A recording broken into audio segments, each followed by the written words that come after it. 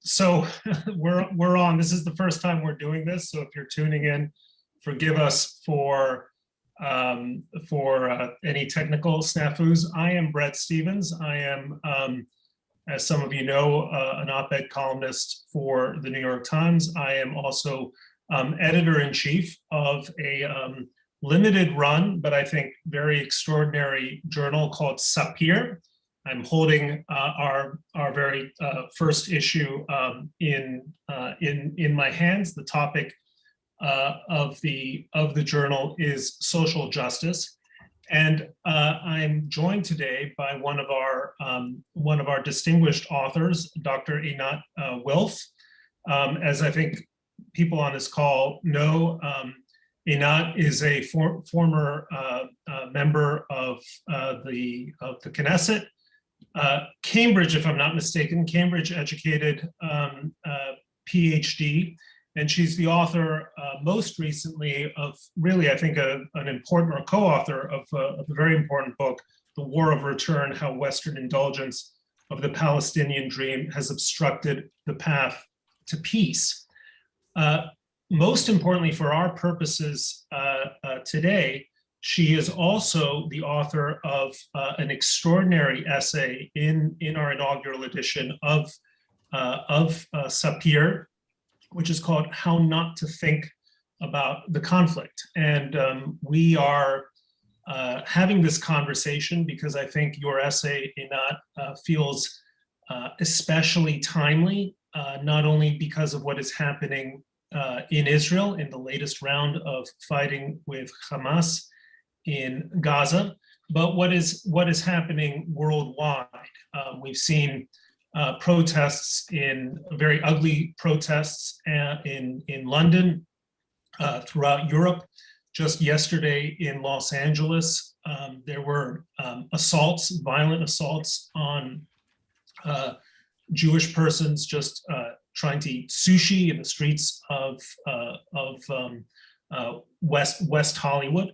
And it just seems like an appropriate moment to have a conversation, not only about what is happening with the fighting, with the conflict, but how it's being interpreted, how it's being seen in much of the West, and in particular in the United States, the lenses through which it is being seen, and how those lenses either clarify or distort our understanding of the conflict. Before I get to anything with respect to your essay, Einat, I just want to ask you, first of all, how are you doing? And second of all, how does this round of fighting feel to you the same or different from the past three sort of wars or conflicts that Israel's had with Hamas since disengagement in 2005?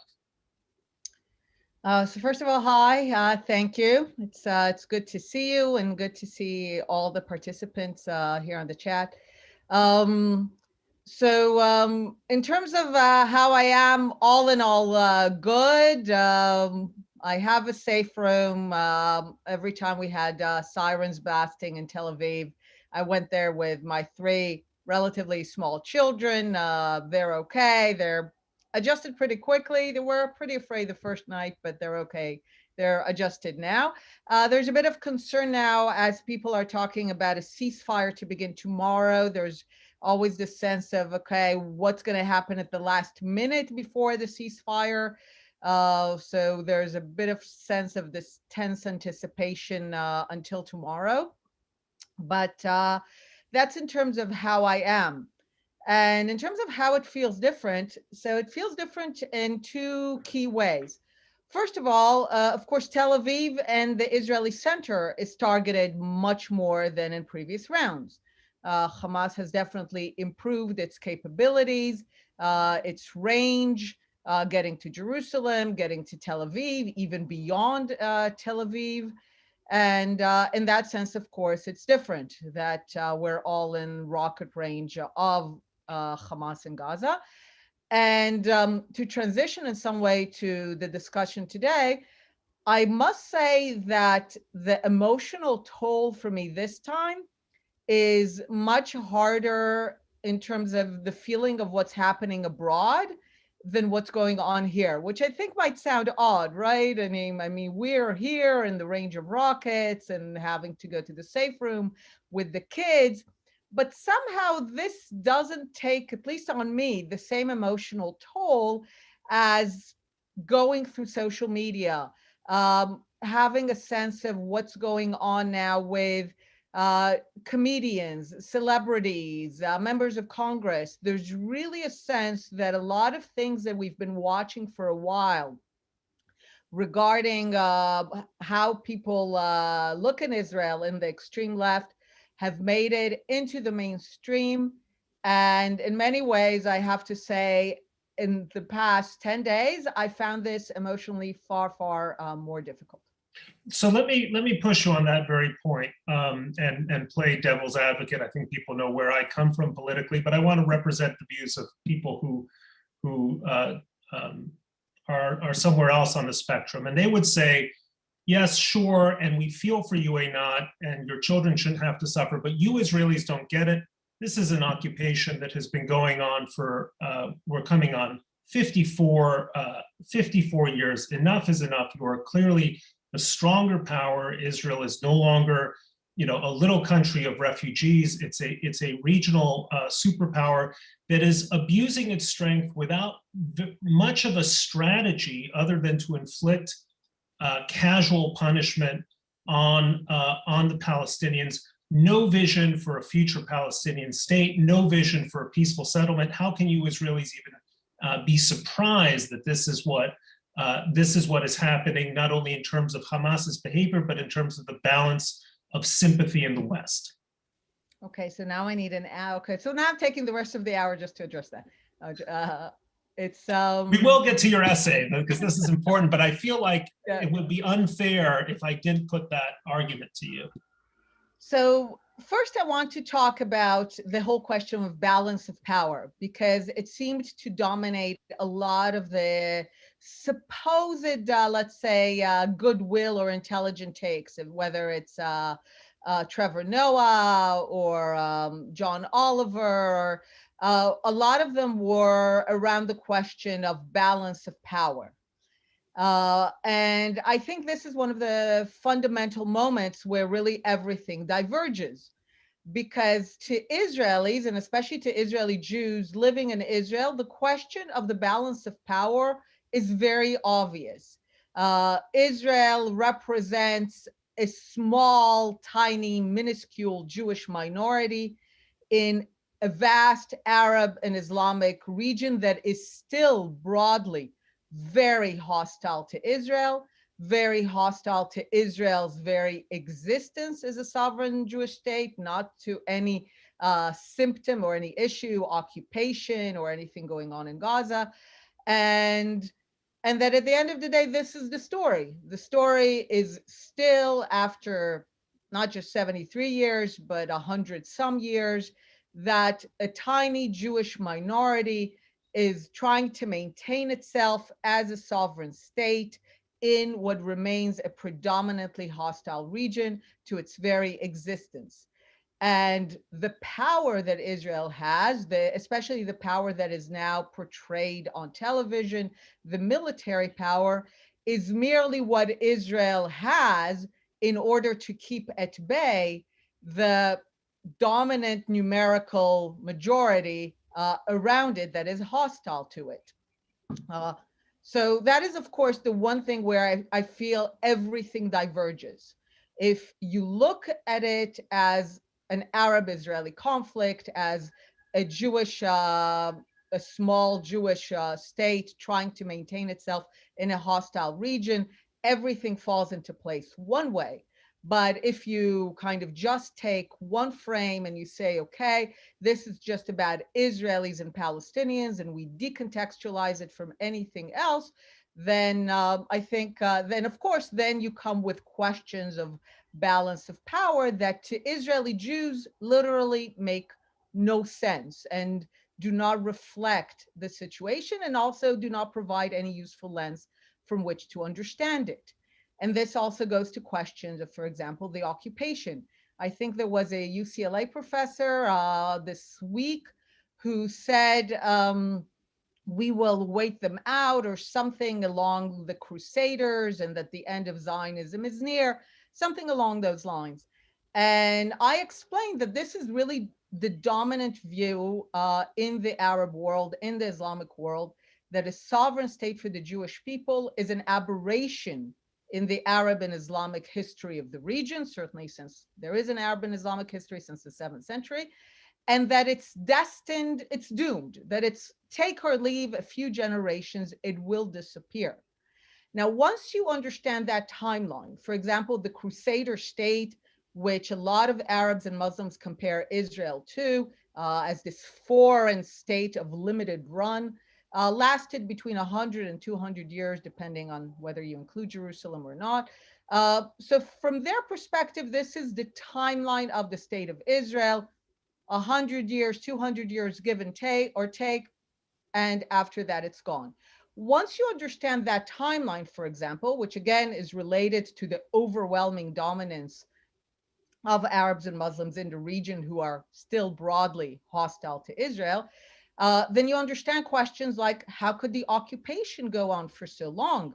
But the occupation basically runs against this timeline, because when Israel is in military control of the West Bank and has repeatedly tried to end this military control, numerous rounds of negotiations, numerous proposals that would have enabled Palestinians to establish a state in the West Bank and Gaza, every time that Israel makes that proposal, it runs against the Arab Palestinian sense that says, why compromise with what is destined to be a temporary entity?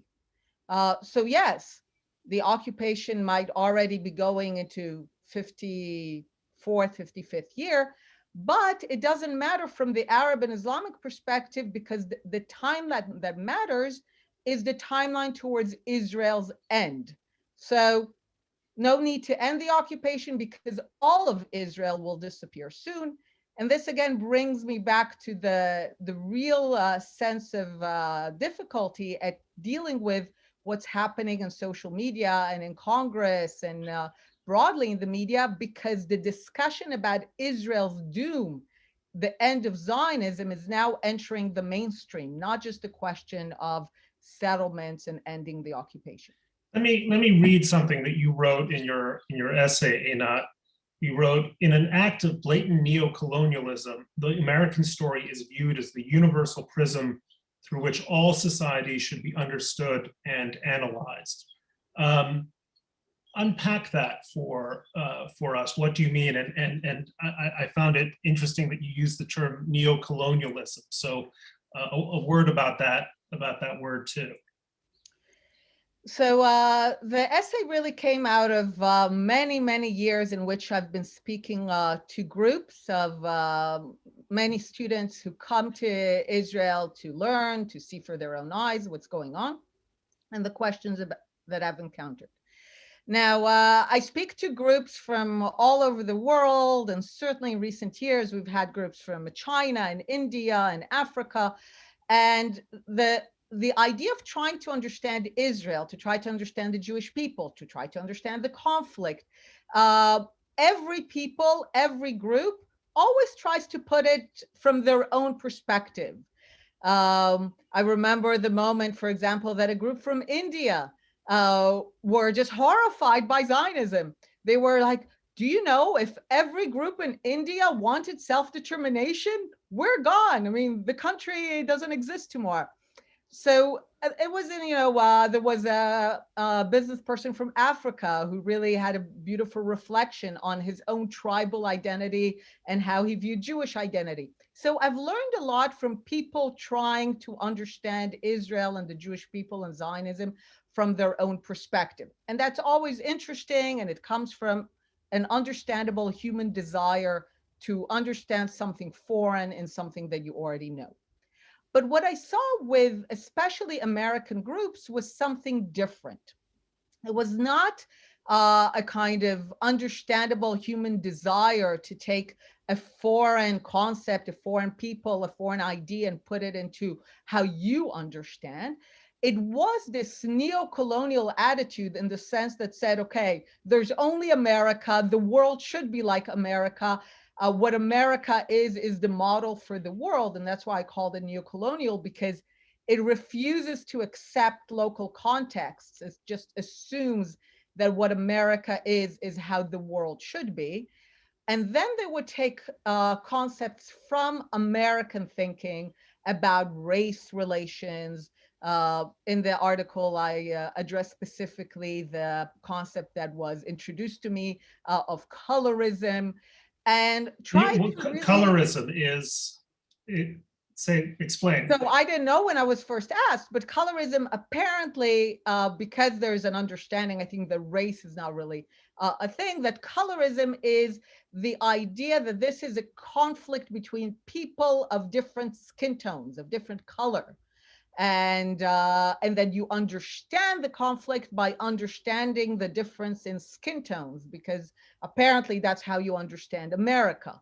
And of course, this really brought home how insane it all had. It really brought home the notion of neocolonialism, because it was an American concept that made zero sense in the local context, if only for the obvious reasons that you cannot tell Jews and Arabs apart by the way they look, by their skin tone, so to speak.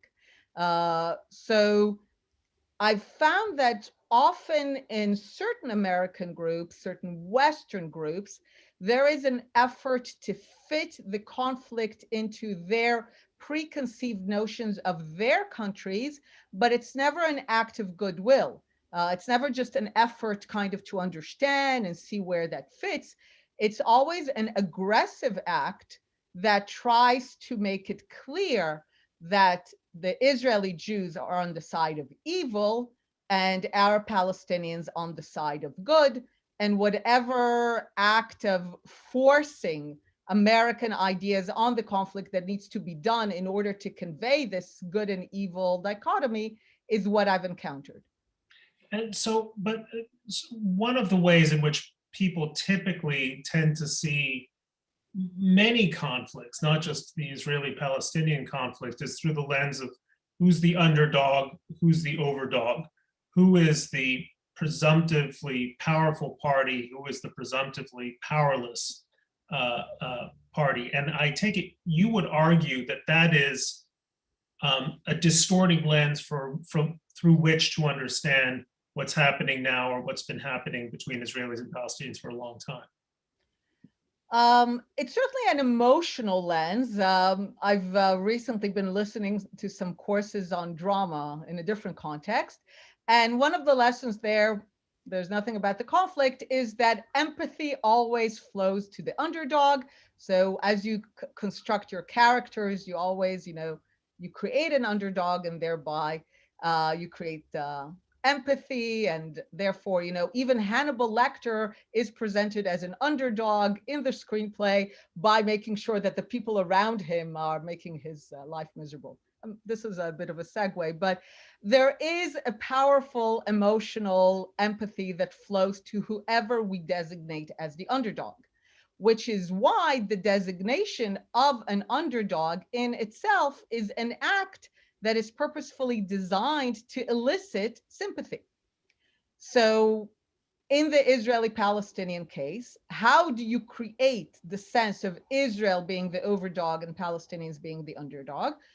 It is created by one thing that we talked about, of ignoring the Arab and Islamic context. So you zoom into a very, very small frame, whereby then Israel becomes the overdog, despite the fact that a clear zoom out would tell you differently. And by using these American concepts of race and color to designate Jews, Israeli Jews, and Zionism as white, as a movement of white supremacy, which again makes zero sense, and to designate Arabs, Palestinians as black and brown bodies.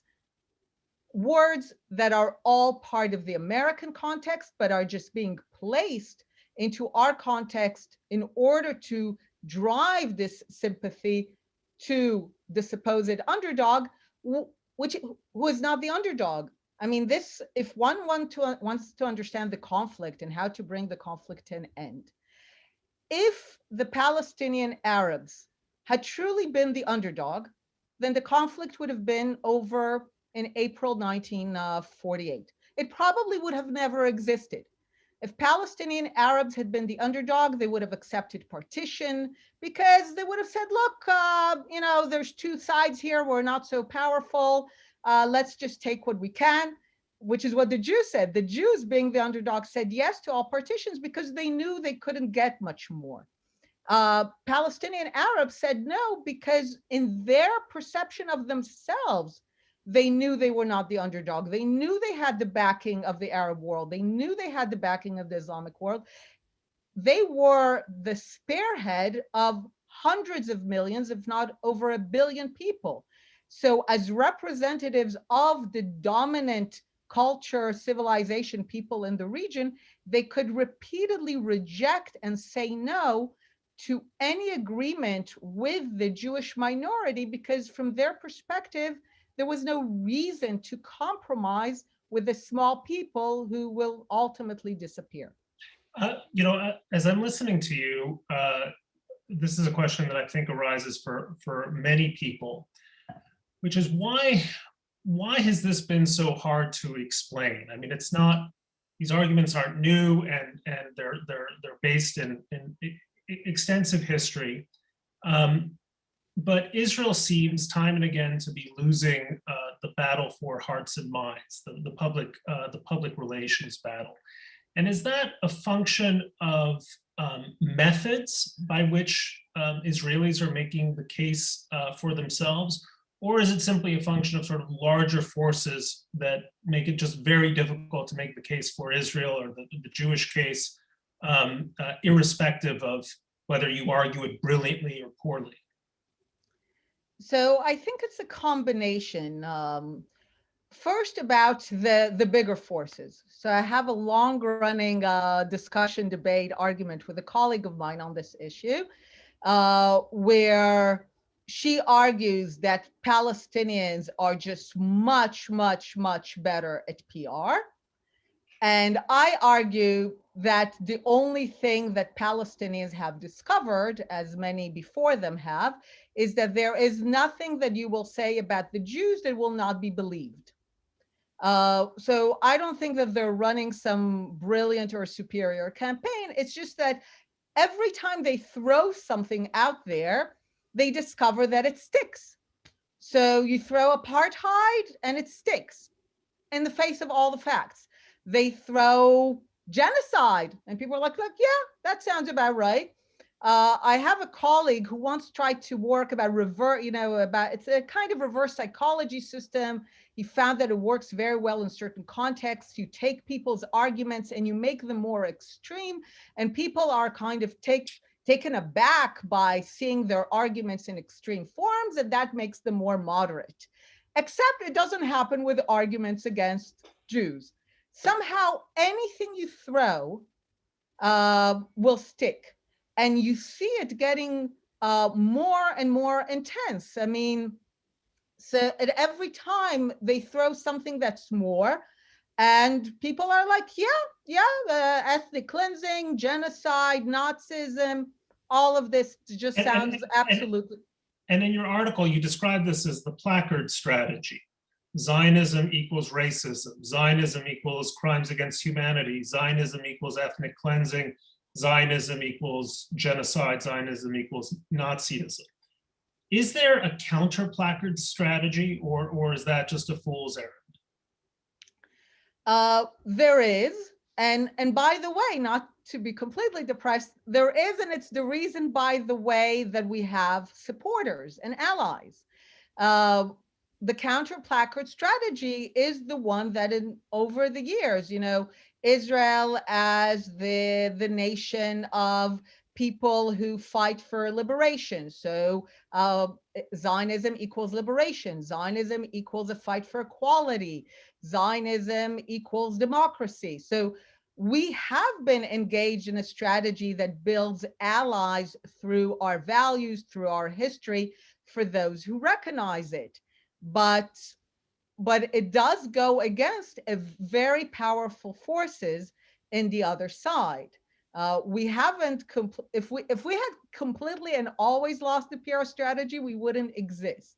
But we are facing very powerful forces, and at least my view is that people have discovered that if you go against the Jews, you can literally say anything and it will be believed, and then it can sometimes make it to the mainstream.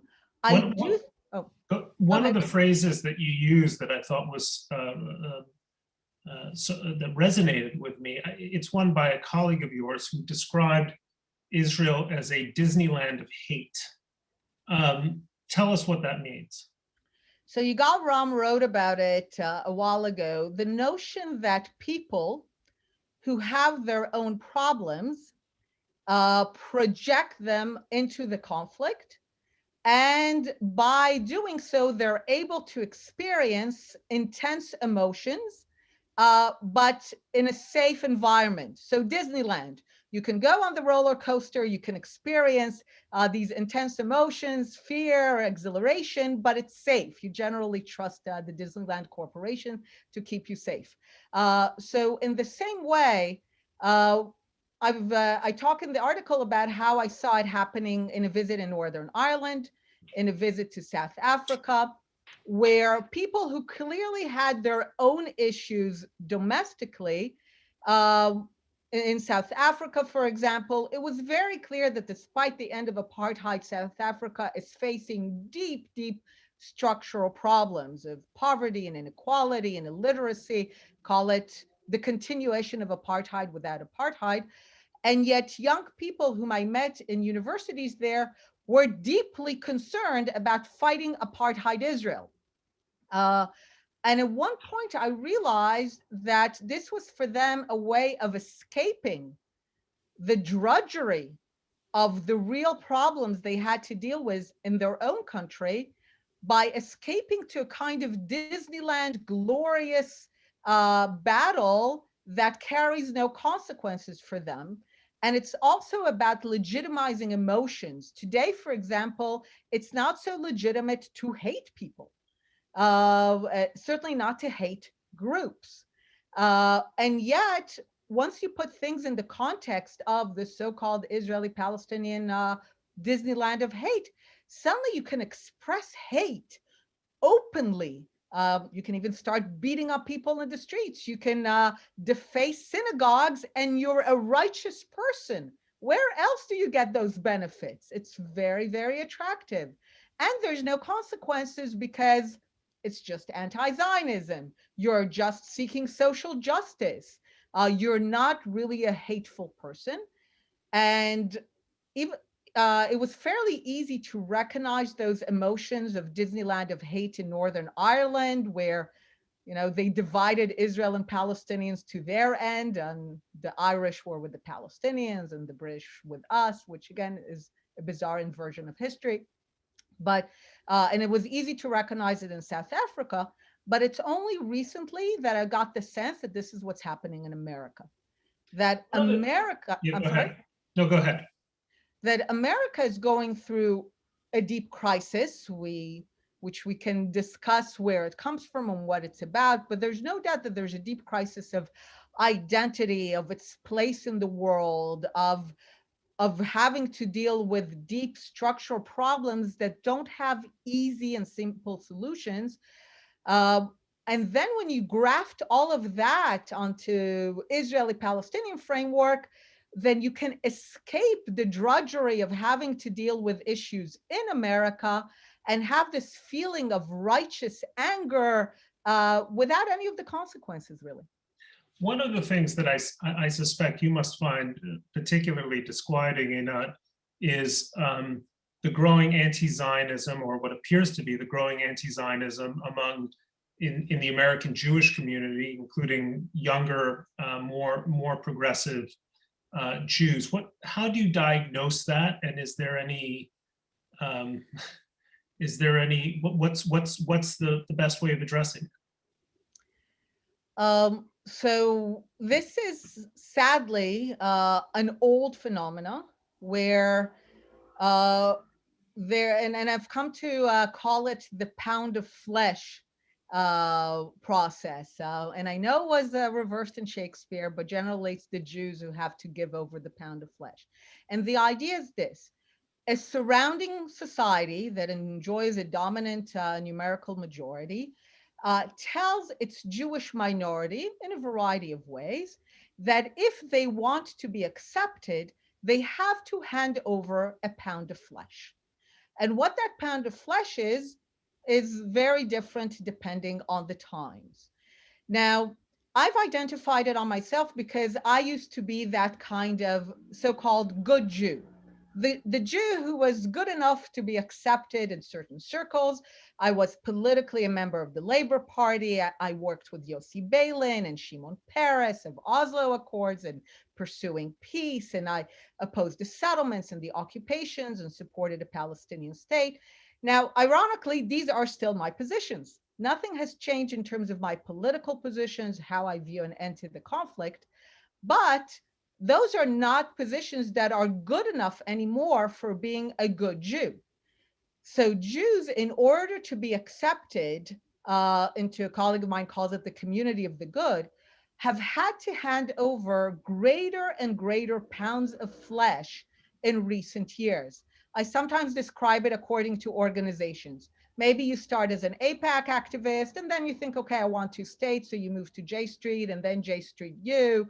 And then as the pressure to give over a pound of flesh increases, you move to If Not Now and Jewish Voices of Peace. And finally, if you're not the vocal militant co-chair of Students for Justice in Palestine, you're just not a good enough Jew. So that pressure constantly builds up. And what I find is for Jews, there's always comes that moment of the pound of flesh moment. So every Jew gets to that T, and some decide to hand over another pound of flesh. So they do become more vocal anti-Zionists because this is what they need to do. They need to be in this, I call it exorcism ceremonies of Israel out, Zionism out, look at me, I'm not a Zionist. But there are a lot of Jews who at one point look at this T, they come to this crossroad and they're like, I'm not giving any more pounds of flesh. It will never be enough, right? Until there's no more pounds of flesh to give, when all the flesh is gone. And I think this certainly was the moment for me when I took a step back and I was like, look, I still have my own opinions about how to end the conflict, partition a Palestinian state, but I don't care about being a good enough Jew. I don't care about being accepted anymore because I know that it's never going to be enough. But especially for young people, they typically don't have that historical perspective. They're still subject to that massive pressure. They're still experiencing some of its rewards, being elevated as anti-Zionist Jews. And yes, but I think it's a very personal moment when you suddenly feel that you really realize that it's never going to be enough.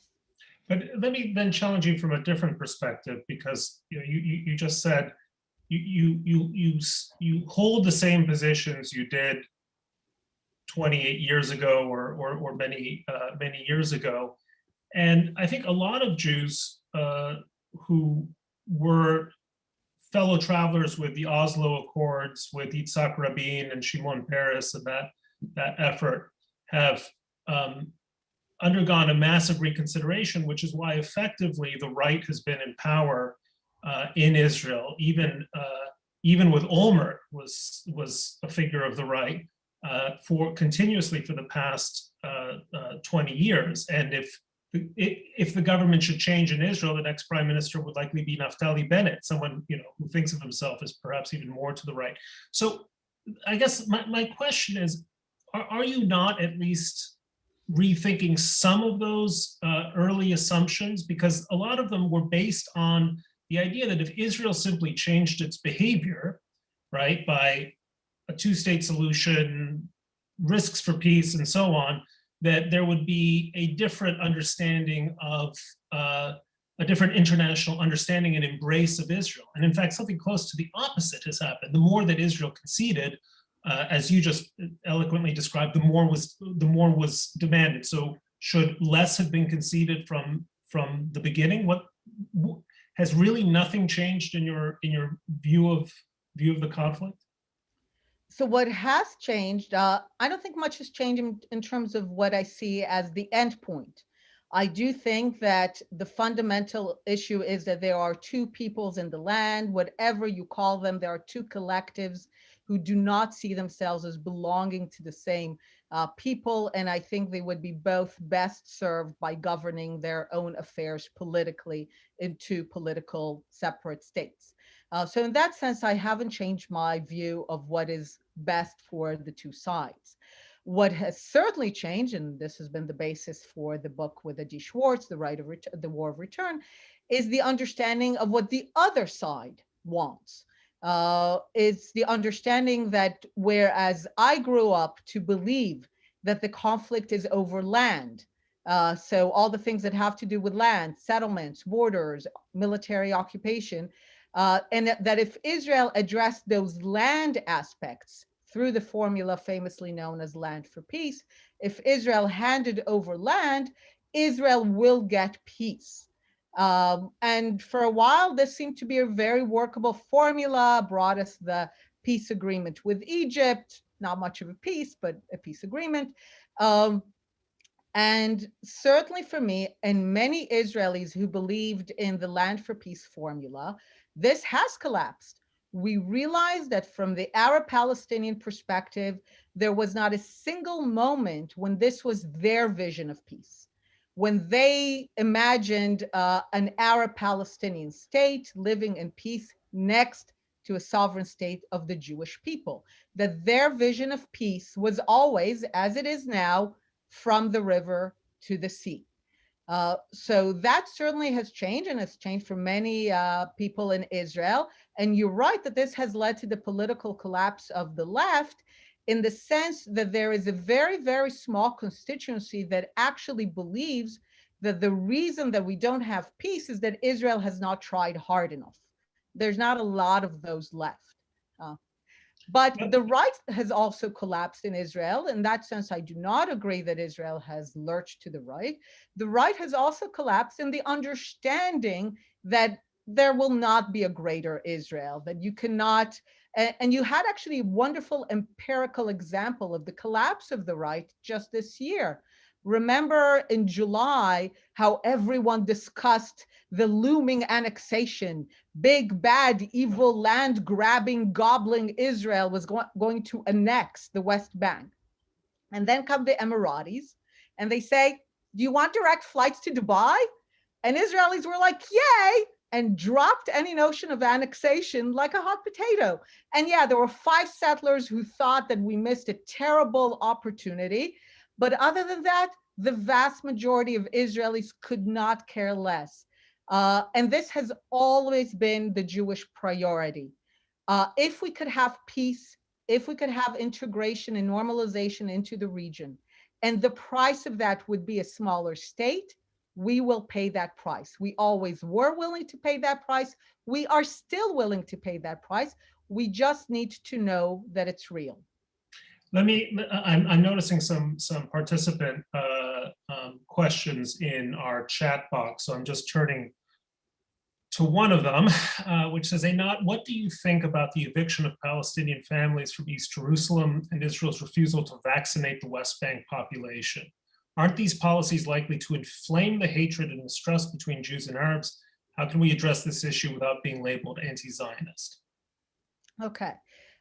So the vaccination issue, there's a question between what you would call, and I think it's almost related to the two issues, between actual legal responsibility and whether you think it's a good idea. Now, this was an excellent example. The whole vaccination idea was an excellent example of the forces that refuse to allow Israel to be portrayed in a good light about anything.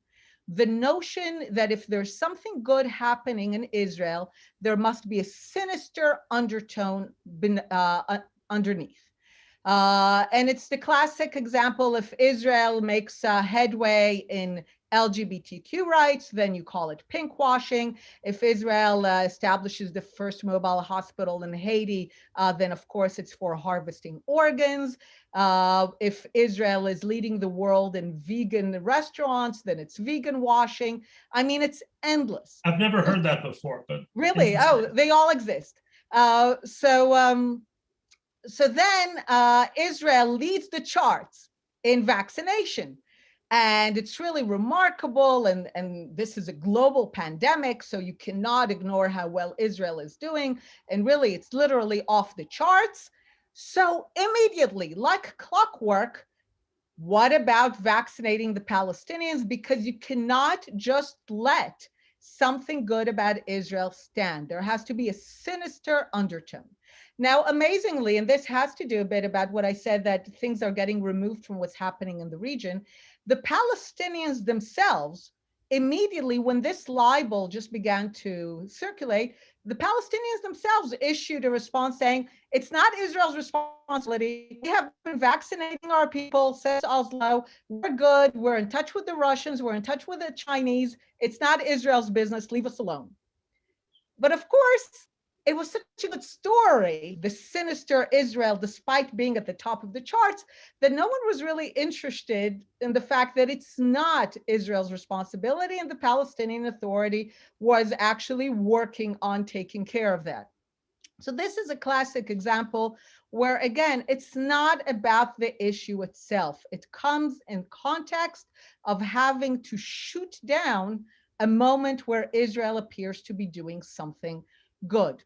Was it, I mean, and Israel did vaccinate when it was in its interest, Palestinians who are entering Israel, and ultimately Palestinians got their vaccines, vaccinating their populations. And so if we had been left to our own devices, it would have been a non-issue. It is only because people projected that it became this massive libel and issue, but it was not a real issue. Now on the issue of Sheikh Jarrah. You can find by now a lot of material explaining all the legal issues and the Jordanian custodian of and all of that. It's a complex legal issue.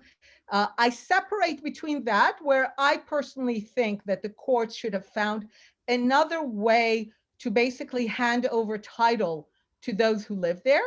Even though they didn't legally have to, I think they could have gone with an interpretation of the law that essentially says, we keep 1948 claims no matter what happened in the interim, Jordanian custodian. We're just not opening them. And if people are living there, even though they didn't get the title from the Jordanian custodian, we're still going to treat as if they had. So I think this could have been a legal issue that could have been solved better. This is, again, separate from the complete abuse of this issue to again, open a much, much bigger question. And I think that's really sometimes what makes the conversation so difficult. There is one simple governing idea here from the beginning. This is an irreconcilable conflict between Zionism and anti-Zionism, between Jews who wanted to be sovereign in the land in any part, and between Arabs who thought that Jews should not be sovereign in any borders in any part. That's the conflict. It's actually remarkably simple. It's not a complicated conflict. And the reason that each side has this worldview is, of course, its history and its numbers. The reason that Jews are willing to have sovereignty in part of the land, it's not because they don't have a historical relationship to far broader lands, but they understand their relative power and numerical vulnerability. And the reason that Arabs repeatedly reject Jewish self-determination is that they see no reason to compromise with a small people who are doomed to disappear. So this is the irreducible element of the conflict. Everything else in the conflict could be divided: land, airspace, water, resources. The one thing that cannot be divided is this irreconcilable element between Zionism and anti-Zionism. And everything is but a symptom of that. So we keep chasing symptoms. What about Sheikh Jarrah? What about this? What about this? What about this? We keep chasing the symptoms every time, hoping in vain that addressing a symptom will somehow make it better. But one of the tough messages that we have also in the book and in general is there are no shortcuts. There are no easy solutions. The conflict ends in only one of two ways.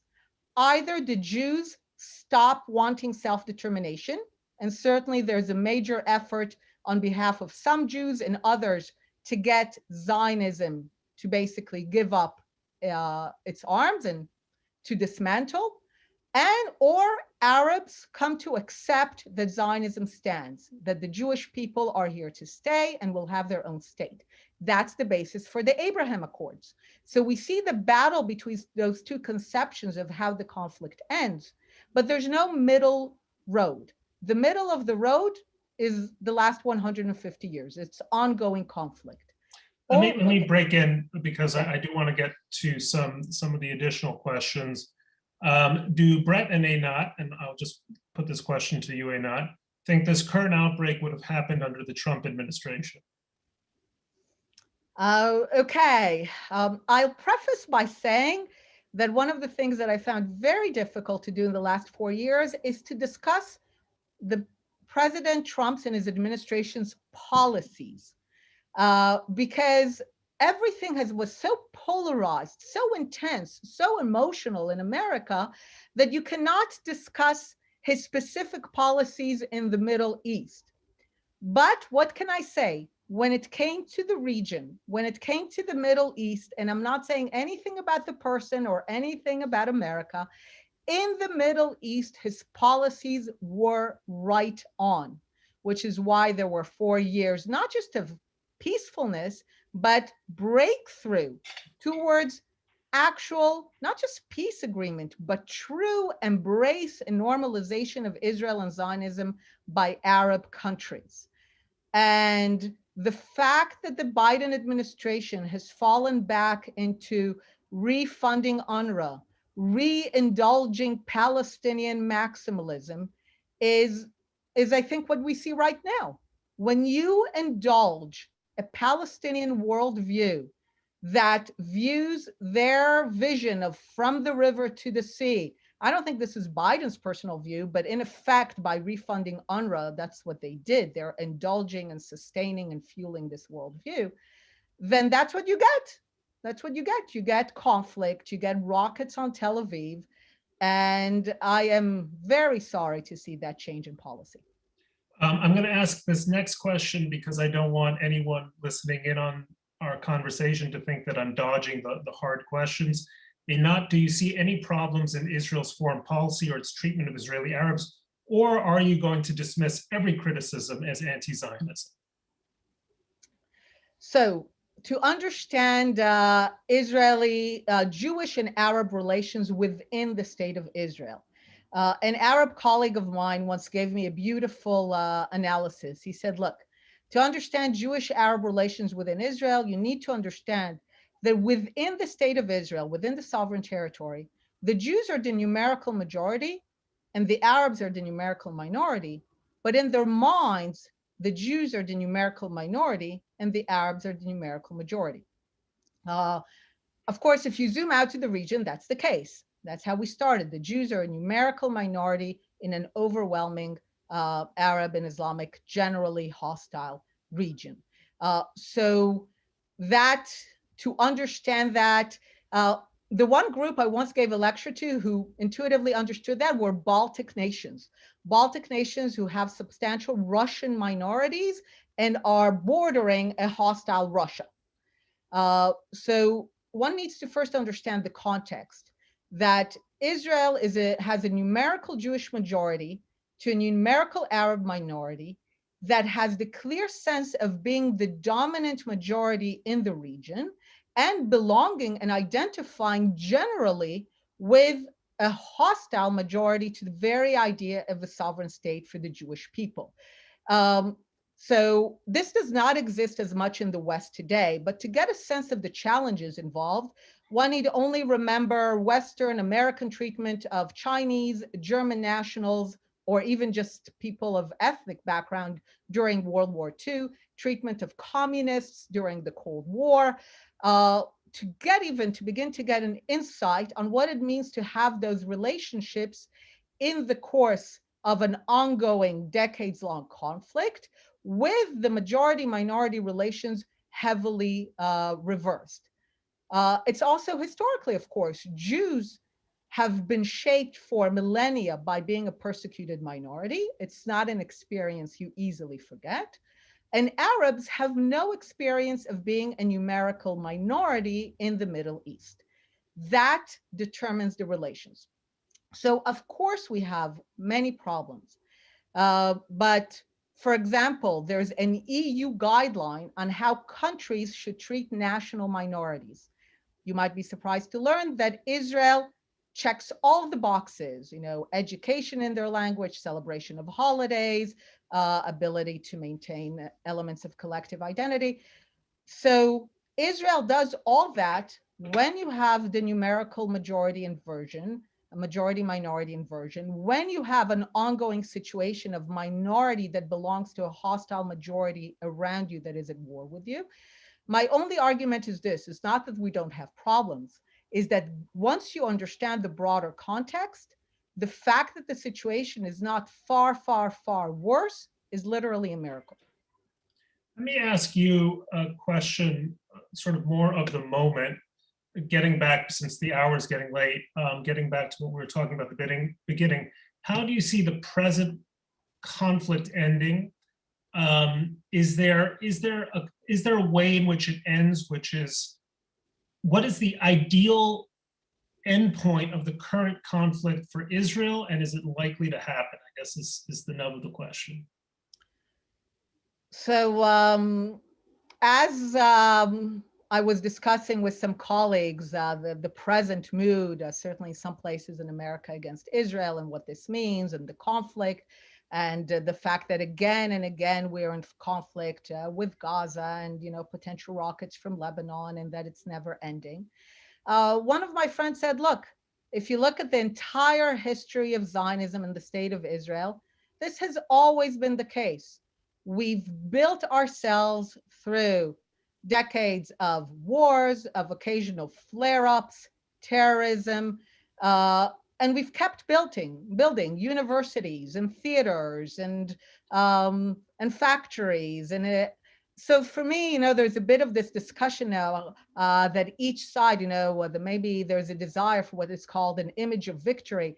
And I tweeted that the image of victory is a thriving state of Israel. We fight when we have to fight. As long as the Arab world broadly remains hostile to the idea of a sovereign Jewish state, we will always have to fight, sometimes less, sometimes more, but we will have to fight until we are accepted as a sovereign state in the region. And the key for us is to constantly build, thrive, create while this still is going on. This is very much the heart of Israel. I sometimes joke, I call that the entire conflict is simply a battle of mutual exhaustion, about whom will exhaust whom first. Will the Arabs exhaust the Jews to give up Zionism and their state, however they do, to give up fighting? Or will the Jews exhaust the Arabs to finally letting us be? But until that moment, the way that Israel has waged this battle of mutual exhaustion is wars, fighting against terrorism. The current round will end probably tomorrow in a ceasefire, but it doesn't end the fundamental question. The fundamental question might take decades, generations to resolve. And in the interim, we continue to create and to build and to thrive, and to actually create a really remarkable life for ourselves here. And very quickly, is Benjamin Netanyahu going to be prime minister in 3 months' time? When a few weeks ago, when he received the mandate to try to form a government, people said, give it to him and think that he'll fail. And so the assumption that Netanyahu will fail when you give him something, and that he'll fail is a bit like the assumption that you give MacGyver an old shoe, a piece of can and a string, and he won't build a helicopter from that. You know, no one made any money by underestimating Netanyahu, and I will not do that either.